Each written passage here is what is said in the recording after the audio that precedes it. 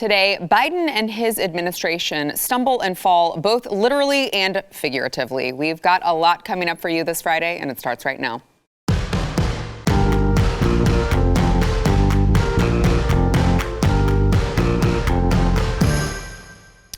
Welcome to the news and why it matters. Happy Friday. I'm Sarah Gonzalez, today joined by Eric July, BlazeTV contributor, and also Yaku Buyans, host of the Yaku Buyans Show. Thank you guys for being here. It's been a long week for Joe Biden. I have a feeling he's going to spend the weekend eating lots of pudding in his basement. It just seems like it's one thing after the other for him. So let's kind of go through this, because really it kind of has been in a condensed 48 hours that a lot of these missteps, criticisms, and I mean, again, missteps, I do mean literally as well as figuratively. Let's start by just touching on what happened after this meeting with China. So Joe Biden is facing significant backlash today following a meeting that his administration, specifically Secretary of State Tony Blinken, had with Chinese communist officials in Alaska, so on U.S. soil. This meeting came at the request of the Biden administration and was their attempt at trying to restart bilateral relations with China. Instead, after addressing some issues that the administration had with China, China just basically blatantly, openly mocked us. And they were like, yeah, you guys are not coming from a position of strength, so we don't really care what you have to say. Here is a little bit of that exchange. Watch. We'll also discuss our deep concerns with actions by China, including in Xinjiang, Hong Kong, Taiwan, cyber attacks on the United States, economic coercion toward our allies. Each of these actions threaten the rules-based order that maintains global stability. 倒打一把是不行的。 Well, you can't blame this problem on somebody else. I have to tell you, what I'm hearing is very different from what you described. I'm hearing deep satisfaction that the United States is back, that we're re-engaged with our allies and partners. I'm also hearing deep concern about some of the actions your government is taking. 我们把你们想得太好了，我们认为你们会遵守基本的外交礼节。 Well, I think we thought too well of the United States. We thought that the U.S. side will follow the necessary diplomatic protocols. 所以我们刚才必须阐明我们的立场。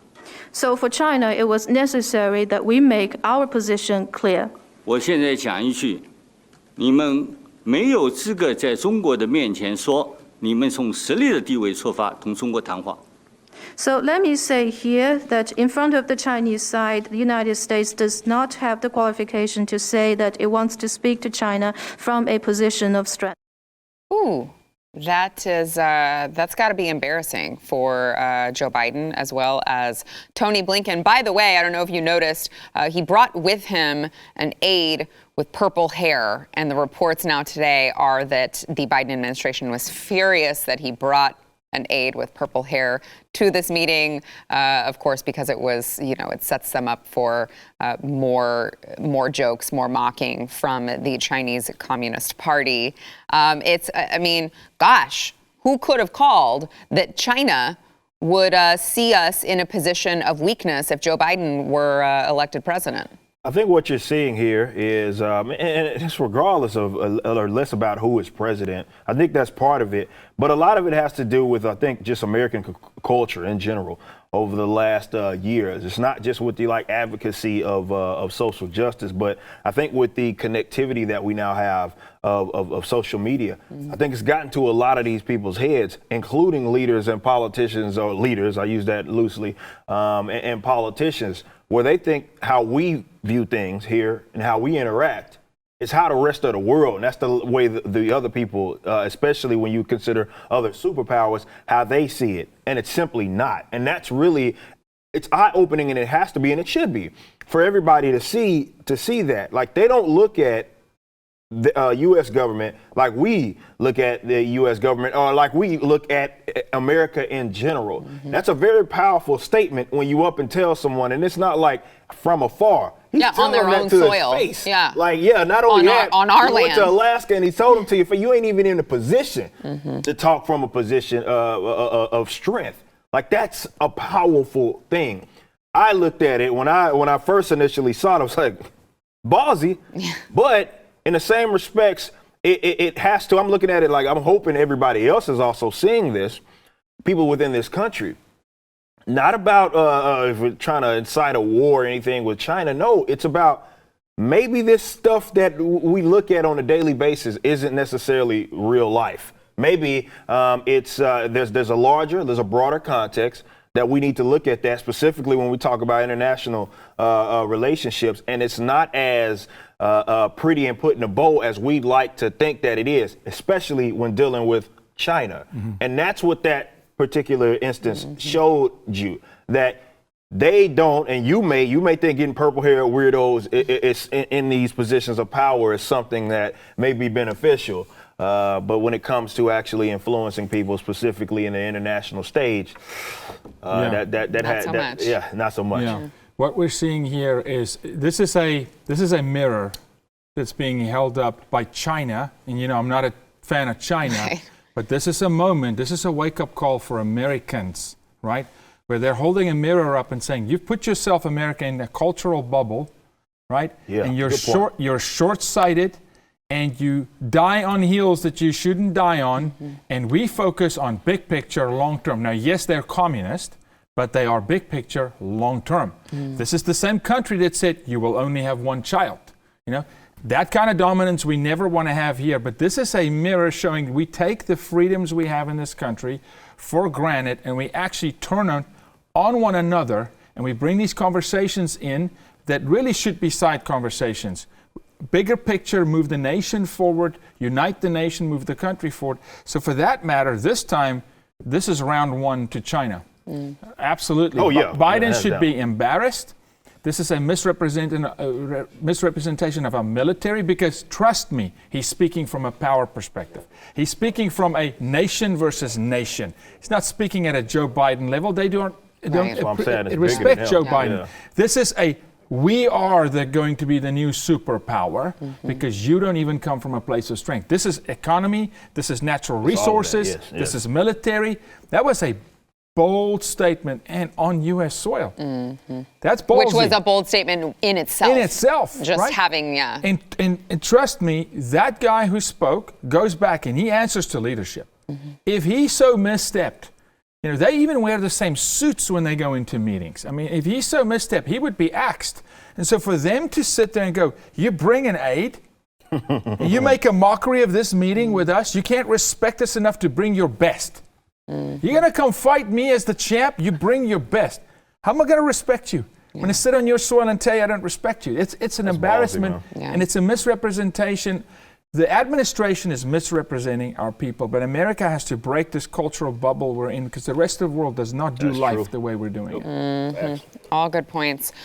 So speaking of looking weak, Joe Biden, this is a little bit tough to watch. Let's play Joe Biden earlier today, walking on Air Force One, had a little bit of a stumble and fall. Let's watch that.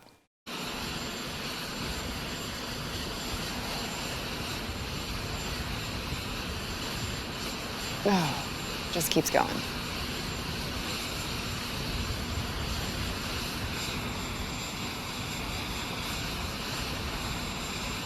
You got to wonder what he was checking there as he finally was able to get himself up. It looked like he was checking to see how bad it was. If you go back and look, so he stumbles once, twice, 3 times, falls all the way on his knees, and then he's like, am I bleeding? Nope, I'm good. Is at least what it looks like. Now, this was it. It's a little tough for me personally to watch, only because I do strongly believe what I think we have been saying on this show. I don't want to speak for anyone else, but I do think the guy is not all there. I do think that he's deteriorating. I do think at this point what the Democrats are doing and what they did during the campaign season of propping him up, knowing that he was kind of leaving us before our very eyes, I think is really elder abuse.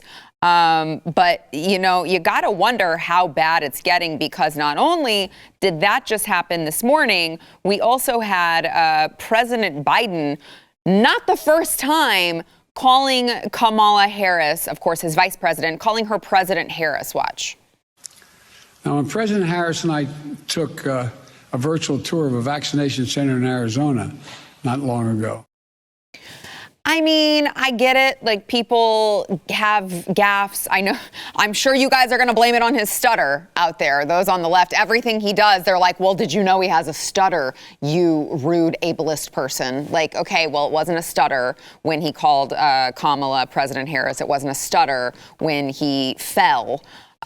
Should we be worried? Because Joe Biden, obviously we don't want anything bad to happen to the man, but also, like, I don't think Kamala Harris in charge of everything is any better than a President Biden. So, Eric. Yeah, I mean, you got to look at it in context. I got stairs in my house. I don't fell up and down them bad boys. Like, I do that all the time. Oh, I do too. You know what I mean? But when you consider it in the context, everything that's been happening. In context, that's what people are going to look at, and it makes sense. Now, I don't know why he kept trying to speed up them damn stairs. I have no idea why he didn't just, after he tripped the first time, slow down. That's what I generally do. When I fall up the stairs, I'm like, all right, man, I need to take it easy a little bit. All right, get my momentum back. And he's like, no, I'm going. And he just stumbles over. Okay, but just to play devil's advocate here, I do know if you fall in front of people, like, publicly, and you know that they're watching, sometimes people have a tendency to be like, nothing happened. No, I wasn't falling.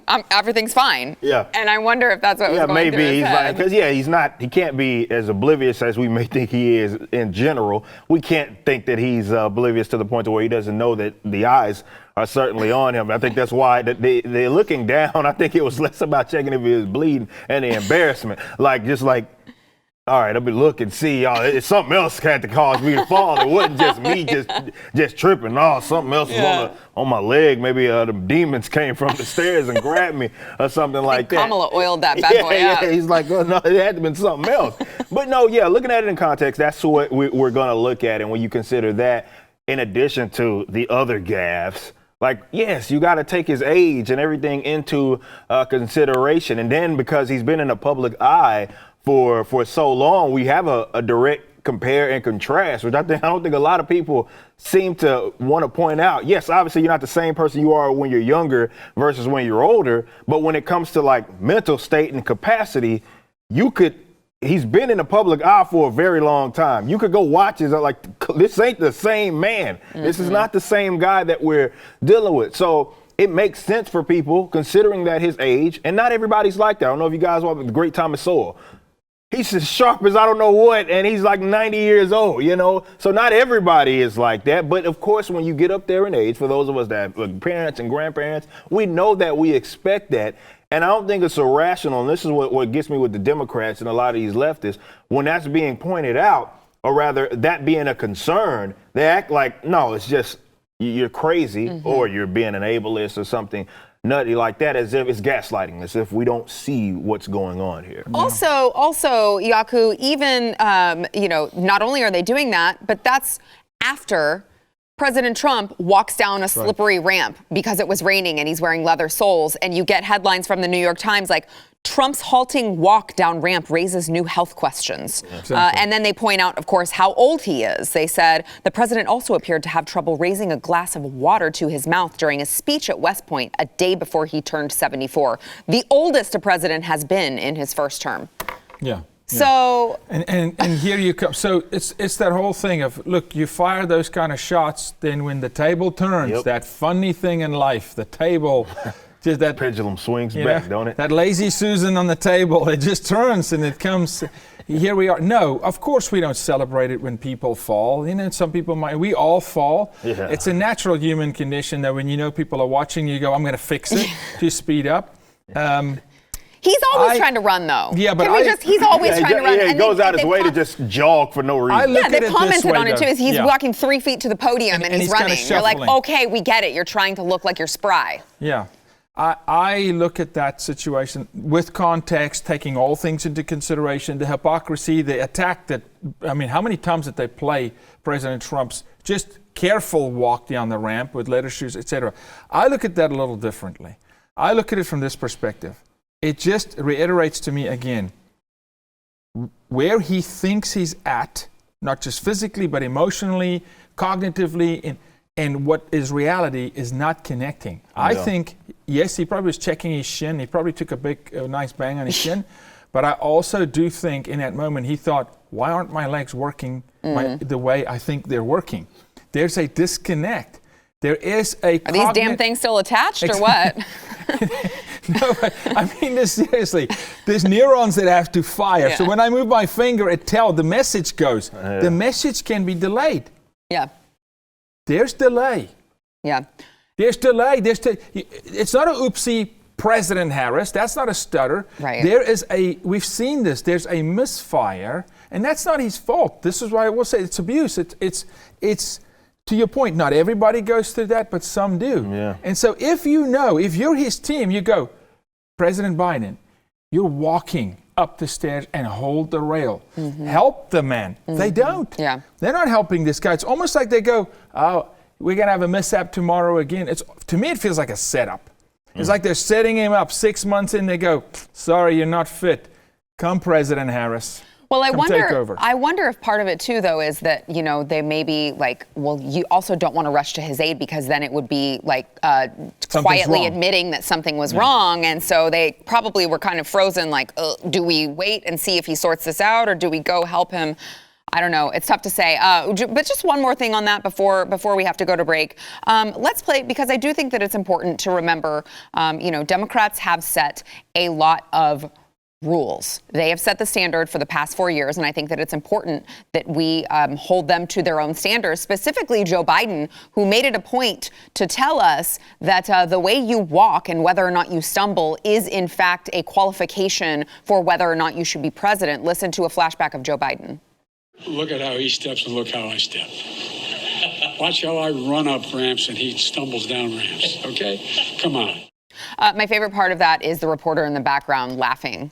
Oh, that's so funny. You're saying President Trump can't walk. Who's laughing now? All right, we've got more to come. First, we want to thank our sponsor, Bonner Wines. So if you have not yet tried these wines, you have to. They keep running out, but luckily, I think that they have a little more in stock. They've got these vineyards down in Argentina at 9,000 feet. All right, this is world-class wine. It is 90-point wine. And let me just tell you, if you're trying to be more healthy this year, or maybe you have a spouse who's nagging you to be more healthy, and you're like, oh, I just want to drink wine and eat steak and stuff like that.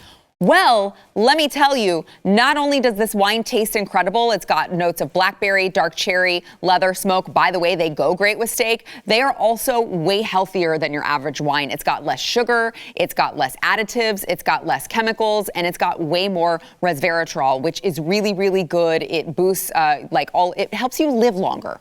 Honestly, it's great for your heart. So you can sell your spouse on this, or you can say, you know what?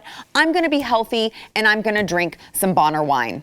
You're welcome. All you have to do is go to cowgirlwine2021.com right now. They've just got another shipment of these wines in. You got to get them before they go away again. I know that they ran out like maybe a month ago. They were out and we couldn't even promote them because everyone wanted them. Now they're back in stock. Don't sleep on this. You will get 50% off the wine and 50% off of the shipping. You don't even need a promo code as long as you go to cowgirlwine2021.com. That is cowgirlwine2021.com.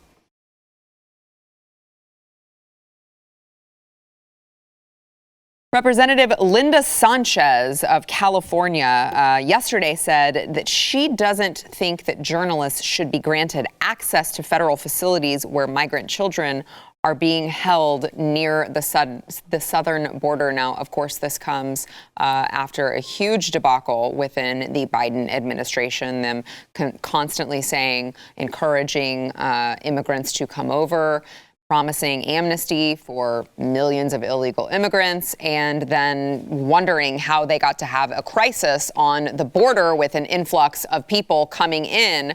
But regardless of that, you can't see what's really going on in there. They don't want you to see the kids in cages and containers and the actual crisis that is going on. So here's Linda Sanchez saying, journalists should not be allowed in there. Watch. I will tell you that under the Trump administration, members of Congress were not allowed inside these facilities. So if the press is not allowed inside, it doesn't. That just doesn't mean anything now. Respectfully, Congresswoman, I mean, clearly you were upset about that lack of transparency. Are you concerned about this lack of transparency? Sure. Well, again, when you have numbers in the numbers that we see, and we have facilities that are appropriate for children, but because of COVID protocols, you can't fill them to capacity. You have to have social distancing. They're trying to process children as quickly as they can. And no, these detention facilities at the border were not meant for children. Children are meant to be in licensed facilities, but because of the numbers and because of the social distancing that's required, they are doing the best that they can. And I don't necessarily think that it's appropriate for journalists to be inside centers that are not permanent places for children, that children are not placed there permanently. They're processed out of those facilities as quickly as possible and as quickly as the facilities will allow. When you've lost the CNN host, you know you've done bad. All right, you completely lost this woman. She's like, is this lady serious right now? You guys are filling these facilities 729% over their legal capacity, and you have the nerve to cite COVID and social distancing as the reason why people should not be allowed in these facilities. Also, am I remembering this wrong, or did the squad not visit a facility, and that was when AOC started talking about the awful conditions? Did I? Yeah, no, there were multiple visits. Reporters went in. I could be misremembering, but of 2 documentaries that were shot on the border. You know, a friend of mine did one of them. There was Access, that's nonsense.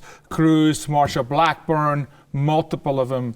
You know, Senate, Congress, House visited the border during the Trump administration. That's total, pass the blame nonsense. And by the way, hold on, let me just add to this. This news comes after the Biden administration. There was already a report that came out that said that they gave an unofficial gag order to all of the Border Patrol, like not to talk to reporters. So this is not the first report we've heard, or someone outright saying the journalists should not have a light into what's going on here. No, that's an admission of guilt, 100%. Like, don't bring them in, because if they really see what's going on here. She said because of social distancing. Excuse me. You guys are not social distancing. They're on top of each other like sardines in a can. Right. To the point where now they're being, by FEMA order, placed in Dallas and in other cities around the country. Without seeking the governor's approval, by the way. The governor, the city planner, the state. Glenn did a great piece on this. Glenn Beck did, right? There's nobody in our city. I'm there tomorrow. I'm at the facility tomorrow. You? Yeah, I'm there tomorrow. To talk to you about it. Okay? And I'm telling you, you have to understand what's happening. They're bringing these young men into Dallas. They don't really know, are they under 17 or not? Are they minors or not? And here's the kicker. They're not going to lock the doors. They can come and go as they please. So good luck having those guys return back. But no, they created a nightmare on the border to the capacity where they can't house the unaccompanied minors, and now they're dishing them out to these conservative cities around the country. This is an admission of guilt, knowing if a reporter were to get in there, right, it would be horrifying to really see what's going on. I one question for you on the Dallas situation. Do you know, because I heard a county commissioner say that he did not believe that they are being tested for COVID. The Biden administration said we're going to test them, but there's no sign that in Dallas they're being tested for COVID if they're here, or were tested on the border. They're not being tested on the border. They can't be. But they're flowing. So they're bringing them here and allowing them to come and supposedly go, going to come and not test them testing here, them. but they're not in the convention center under lockdown. Now, the convention center now, for all purposes, have become a federal building now, all of a sudden. Dallas PD, nobody can do anything. FEMA, order of FEMA, it's a federal building, but it's open. They can come and go as they please. It's insanity. It's absolutely insane. So no, my belief is they're not being tested. Okay, Eric. All this is look, they had taken advantage of this whole situation with the last administration. They had presented themselves as the pro-immigrant party, and they took the pro-immigrant position. On the campaign trail, this is what was a leading talking point. Didn't he say something about like the first 100 days or something? He wasn't going to do deportations or something. Yeah. It was something crazy. Something moratorium on deportation. Yeah, something like that. This is what they led with. And they demonized, of course, Trump But that was because it was advantageous for them to do so. And I think people need to understand that. I'm not trying to convince the leftists. No, I'm talking about the people that are looking at this maybe from a more central position. That was just because it was advantageous to them. I talked about previous times on this show, even the Obama administration, how they handled. I'd encourage people to look at that. But it's no longer politically expedient anymore because now it's you have the control. Right? So whether it be the same thing, slightly worse, that's a problem. So they don't want that transparency because all it does is puts a dent in everything it is that they have been saying. Right. I don't think it's as complicated as some other people are making it. I think it's as simple as that. It looks bad. They know it looks bad, and they don't want to be seen as definitely hypocrites because they had used those people that took the pro-immigration, and I don't even want to say it's pro-immigration, it's more, it's this kind of quasi like virtue signal kind of position. They don't really think about it rationally what this position actually means. They never think of an application. Yeah, how do we actually do this? Exactly. I think that's more of an appropriate way to. So it's looking at it just at a surface level position. Either way, there are a lot of advocates definitely on the left that highlight that position. So now it's not politically expedient. Now it's not advantageous. So they don't want eyes on that because it simply looks bad. That's the only reason why you would do it. Because imagine spending the last 4 years, especially talking about like kids in cages and these bad conditions. Concentration camps. Yeah, like calling them all sorts of things. And then now that you have the control, either the same thing is going, or maybe because you encouraged it gets worse because you don't have the economic capacity to even house these people. So it's worse than even maybe that's a case of what we're dealing with. That's the only reason why they don't want eyes on it. Yeah. I'm going there tomorrow just real quick because there's a flood of predatorial traffic at the moment online of people coming to Dallas this weekend. Great. Coming to Dallas, knowing that young boys can come and go in a center. Who's going to have to deal with that? Dallas PD. Dallas PD, by God's grace, may this not happen. But I'm telling you, this thing is going to get ugly fast. These are undocumented, no birth certificates. If one of them go out and commits a crime, or one of them go out and gets raped, gets snatched, gets into the trafficking unit, you've got a situation on your hand that you can't control. We talk about thousands. Right? This is reckless by this government. Absolutely reckless. Yeah. All right, we've got more to come. First, we want to thank our sponsor, Built Bar. What I have right here, ladies and gentlemen, I want you to pay close attention to. This is something that they just restocked with, and you are going to want to go get some. It's Built Puffs. So these are like marshmallowy. They're like very fluffy. They're made with collagen, so they've got the fluffiness. This is churro marshmallow flavor, and it's 130 calories, 17 grams of protein, 5 grams of sugar, and it's just something that you're really going to want to put in your mouth right away, if I'm being so honest. So if those of you who have not yet tried Built Bar, go to the website, find this Built Puffs, and get them before they run out, which they did before. They will again, so make sure that you get it. But if you have not heard, Built Bar is the answer to an actually tasty protein bar. If you are looking for something to snack on, if you are looking for something to help you lose weight, whatever the case may be, all of them are covered in 100% chocolate, and they're all delicious. They taste like candy bars. Low calorie, high protein, good for keto diets. I do keto. I eat like way too many of these a day probably, but I'm doing fine because they're good for you. You can go to BuiltBar.com, use promo code NEWS15 to get 15% off of your next order. That is NEWS15 at BUILTBar.com. Don't forget your Built Puffs, okay? BuiltBar.com. Back in a minute.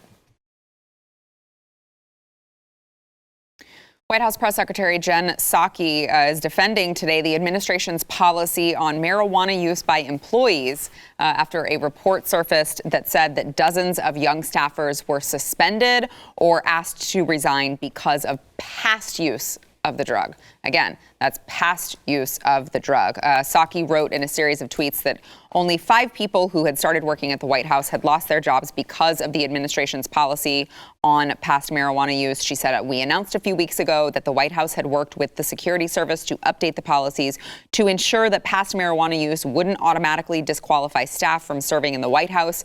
As a result, more people will serve who would not have in the past with the same level of recent drug use. But it's interesting because I feel like, don't we have a vice president who was like, we were smoking weed and listening to Tupac? And so it's weird because I don't see them asking her to resign. Nah, that policy, it doesn't surprise me, man. Look, you're talking about guys that have manned the fort when it comes to this whole drug war. And really Biden has been kind of the centerpiece of that. So considering that it's his administration, that doesn't surprise me certainly at all. But look, man, these guys I feel like have to get there, like people that support Biden, but also want to work for his administration. I feel like these lumps are, I won't say deserving, but I think it's more of, you could have expected it, but sometimes people have to find out the hard way. Like, this is who these guys are. They can sit up there and talk around it and all of that, and that's what she does best. Circling back is what they do. It's the same. It's me repeating what I said in the last segment. It's that these guys lead with one thing, and when it comes to what is actually actionable, it's a completely different thing. It sounds good. Democrats have mastered, and again, when I talk about who has been in the centerpiece of this, because he's been a public figure in terms of government for a very long time, Joe Biden, they have mastered the art of having useful idiots. Definitely when it comes to like that short to medium term. So, all right, we know that this is the demographic that we are going to need to get a hold of for the sake of winning this election. That's it. And they'll use it, right? So if it means getting out in front of, whether it be the policy on drug, which I've criticized Trump on, I said that they should have took a hard stance on marijuana specifically, yet they didn't. And I think that actually cost them, and a lot of people disagree with me. That's neither here nor there. But they had used, and they had taken advantage of it. Like, hey, look at us. We're the pro or the end the drug war party. Right. And here we go. It's a lot of the same bull crap, especially at the federal level, which is where most of the criminal acts happen when it comes to this particular subject matter. So I think these lumps are deserving. These people are stupid. I say it all the time. I can't mince for words on that. These people go and support people that only use them for their particular advantage. In that case, we had the immigrants, Democrats and black people. We already know how that works. Those guys get thrown by the wayside almost immediately, after they get in office. But that's what they do, right? It's like they are raging hypocrites, but they're not stupid enough to understand that. It's more of, we know we're hypocrites, we just don't care. We got the W now. So it's the song Tell Us What We Want to Hear, right? So they'll tell you what. It's just ironic because Vice President Kamala Harris, her arrest record of contraband material, right, in her district was skyrocketed from any predecessor, right? She puffs on the side a little bit, right? Now in the White House, we got a high White House. The White House has never been higher, folks. We should be happy. They're flying high, you know? Maybe that's why Joe couldn't make it up the stairs, right? Look, they've lost control of their own narrative. They've completely lost control because they way overpromised in multiple directions, right? And they can't make good on what they promised, because you can't run a society on what they promised. You can't run a society where healthcare is free for everybody. It just flat out doesn't work. Where we're going to change the drug rules and empty all prisons at the same time, but not have crime, open the borders, but nobody's going to get hurt. Oh, forget about human trafficking, it's not really real. And we promise you all this. And now it's pay up time. That's why you even see a CNN reporter organically reacting to, S-H-I-T.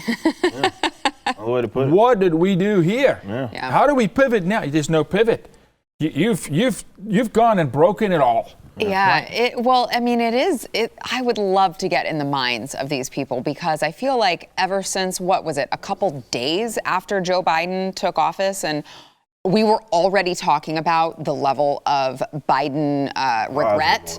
Yeah, Biden, fatigue because there was the $2,000 stimulus check that all these people who, by the way, stupidly, I mean, they are useful idiots, stupidly chose to vote for Joe Biden, chose to, do the things that they did because they thought that they were going to get more money. And then they're like, oh, crap, wait.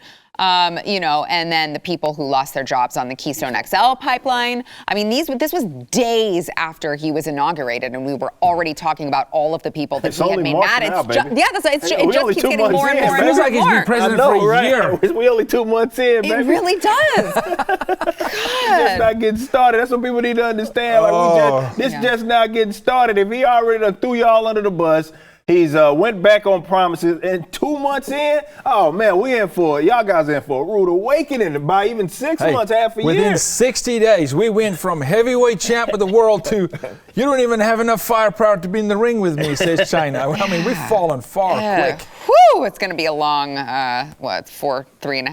longer than 3.5 years. All right, we got to take a break. We'll be back. Amazing. It's going to age us all like 80 God. years. 2 months. I'm telling people, I know it feels like forever. We're only 2 months in. The CDC has once again changed their guidance on anything related to coronavirus. This time, they are saying that students in schools can sit just 3 feet apart in the classroom. Now, as long as they wear masks, okay, because we're going to be wearing masks until the day we die. In fact, I think we're probably going to be wearing masks when we go into the grave. Those of you who choose to be buried. No, you never know. Right. Exactly. I mean, you could take precautions. When the zombie apocalypse happens, you could get up as a zombie and then infect people with coronavirus, and we don't want that happening. So we will be masked, I think, forever. But now they're saying 3 feet instead of 6 feet during regular comminglings at school. So they said it removes recommendations for plastic shields or other barriers between desks. It advises at least 3 feet of space between desks in elementary schools, even in places where the community spread is high, as long as they take other precautions. 3 feet in middle and high schools. And of course, 6 feet should still be maintained in common areas like lobbies and when they're eating.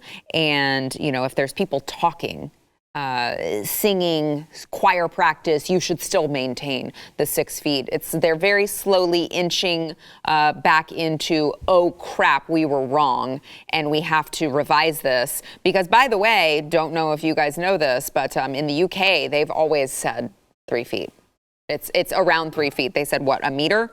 Is that how they measure it? Yeah, they measure it differently than we do. But it's like around 3 feet. And the CDC guidance, of course, was the reason that so many schools were shut down, because when you have 25, 30 students to a class, they don't have the room to separate everyone 6 feet apart. And they couldn't figure out how to do it because they didn't have the space. And now the CDC is like, well, we've ruined your children's lives, but I guess maybe, you could minimize this just a little bit, maybe get it back to school. I don't know if they're still alive. Mm-hmm. Yeah, I mean, it is so enraging to me. Yeah, they're rotten to the core, and I can understand the people that are out there that are parents looking at this and being like, "What in the hell is going on?" Yeah. Like, these people are not only ruining these kids' lives, but they're playing with them, pulling just rules and regulations just completely out of their behinds. And it's child abuse for the people who actually, for the kids who have to go. Yeah, exactly. I mean, you see these pictures that surface from these schools, and it's child abuse. Even with the whole, even with the shield thing, the fact that people just thought that was just okay when that was a thing, it's bizarre. But this idea, and I want people to understand this, I'm a big advocate of decentralization for this reason. Now, I know that CDC in a lot of cases has been this kind of quasi-regulatory body where it's like guidelines, recommendations, but it's always, there'll be funding tied to it here and all of these sorts of ways. There's these ways to enforce it that aren't necessarily direct. But I would think that people have to see a problem with that idea, definitely now, that we look to this, these people look to this as if it's God, it's gospel, right? So we have to sit here and wait for them to give us permission. Exactly. No matter what the data, because often the data that they use, and we know that most of the time it's a judgment call anyway. It's not even by way of data. They've already admitted that. Like Fauci himself has admitted that.